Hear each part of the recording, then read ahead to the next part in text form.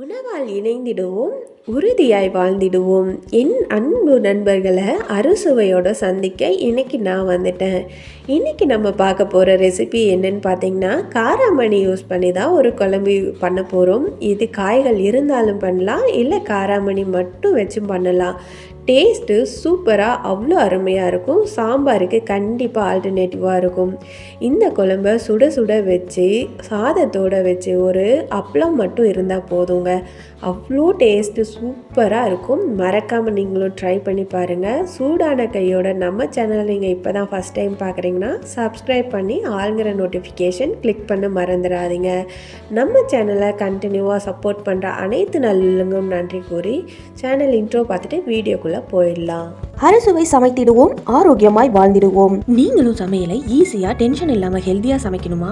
Welcome to our channel. இது என்ன சமையல், என்ன ருசி? ஆஹா! இந்த குழம்பு செய்கிறதுக்கு வானலில் 1 டேபிள் ஸ்பூன் எண்ணெய், 1/2 டேபிள் ஸ்பூன் ஜீரகம், 1/2 டேபிள் ஸ்பூன் வெந்தயம், 3 கொத்து கருவேப்பிலை, அதுக்கப்புறம் இதெல்லாம் நல்லா பொரிஞ்சு வரட்டுன்னு ஒரே ஒரு பச்சை மிளகாய் ஆட் பண்ணிக்கிறேன். பச்சை மிளகாய் நல்லா வதங்கி வரட்டும். ஒரு மீடியம் சைஸ் பெரிய வெங்காயத்தை இந்த அளவுக்கு சின்ன சின்னதாக கட் பண்ணி வச்சுருக்கேன், அதையும் ஆட் பண்ணிக்கலாம். உங்கள்கிட்ட சின்ன வெங்காயம் இருக்குன்னா சாம்பார் வெங்காயம் அதையும் கூட நீங்கள் யூஸ் பண்ணிக்கலாம். சாம்பார் வெங்காயம் யூஸ் பண்ணக்குள்ள டேஸ்ட் இன்னுமே சூப்பராக கிடைக்கும். நான் இன்றைக்கி 3 காய்கள் வச்சு யூஸ் பண்ணியிருக்கேன், இந்த குழம்பு வச்சுருக்கேன். உங்கள்கிட்ட காய்கள் இல்லைன்னா டைரெக்டாக நீங்கள் இந்த அளவுக்கு நல்லா வதக்கிட்டு புளி தண்ணி ஊற்றிட்டு அதுக்கப்புறம் நம்ம சொல்கிற ஸ்டெப்ஸை ஒன்று ஒன்றா நீங்கள் அப்படியே ஃபாலோ பண்ணிக்கலாம். இன்றைக்கி நான் காய் யூஸ் பண்ண போகிறங்கிறதுனால எந்த காயாக இருந்தாலும் ஃபஸ்ட்டில் லேட்டாக வேகிற காயை ஃபஸ்ட்லையும் அதுக்கப்புறம் ஒவ்வொரு காயாகவும் யூஸ் பண்ணிக்கலாம். இன்றைக்கி நான் உருளைக்கிழங்கு போட்டுக்கிறேன். தோல் எல்லாம் நீக்கிட்டு இந்த அளவுக்கு சின்னதாக கட் பண்ணி வச்சுருக்கேன், அதை ஆட் பண்ணி நல்லா வதக்கி எடுத்துக்கிறேன். அடுத்தது கத்திரிக்காய். ஒரு கத்திரிக்காயை இந்த அளவுக்கு சின்ன சின்னதாக 8 பீஸாக, ஒரு கத்திரிக்காயை 8 பீஸாக கட் பண்ணி வச்சுருக்கேன். நீங்கள் எந்த கத்திரிக்காய் வேணாலும் நீங்கள் யூஸ் பண்ணிக்கலாம்.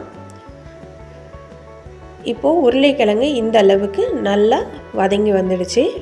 இந்த ஸ்டேஜில் நம்ம கத்திரிக்காயை ஆட் பண்ணால் கரெக்டாக இருக்கும். நம்ம கட் பண்ணி தண்ணியில் போட்டு வச்சுருக்க கத்திரிக்காயை நல்லா தண்ணியெல்லாம் எடுத்து ஃபில்டர் பண்ணிவிட்டு நம்ம இப்போது இதில் ஆட் பண்ணிக்கலாம். கத்திரிக்காய் ஆட் பண்ணி நல்லா எண்ணெயிலே நல்லா வதக்கி எடுத்துக்கலாம்.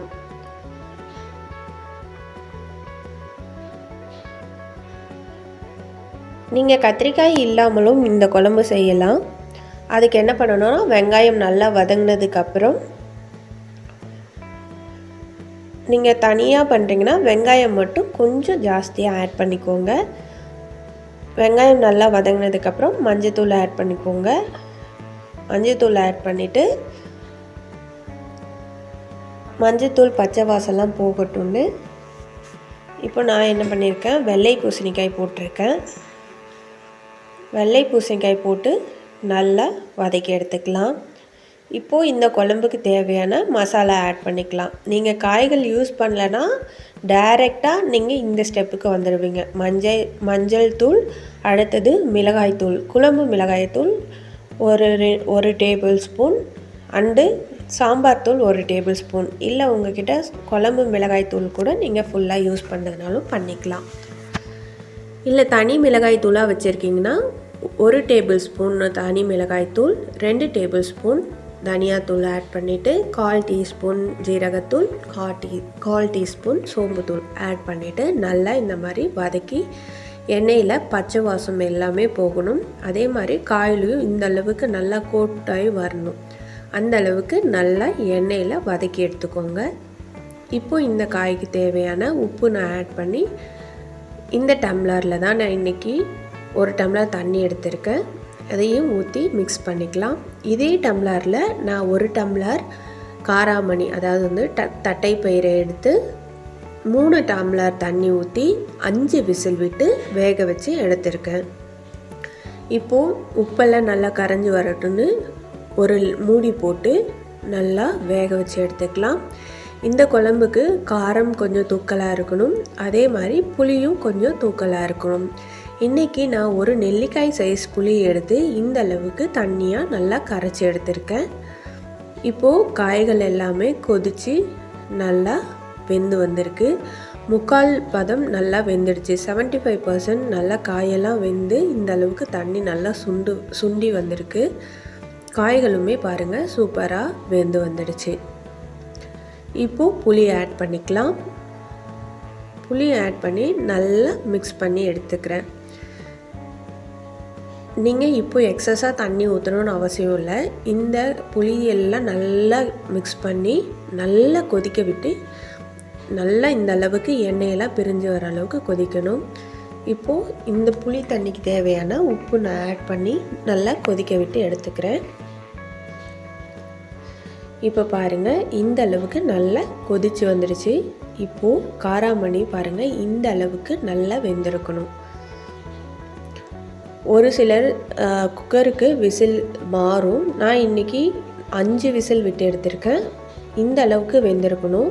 நீங்கள் உங்கள் குக்கர் எந்த டைப்போ அந்த அளவுக்கு பார்த்து வேக வச்சு எடுத்துக்கோங்க.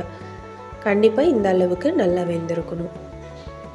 இப்போது புளி பச்சை வாசம் எல்லாம் போனதுக்கப்புறம் வேக வச்சிருக்க காராமணி அதில் இருக்க தண்ணியுமே ஆட் பண்ணியிருக்கேன்.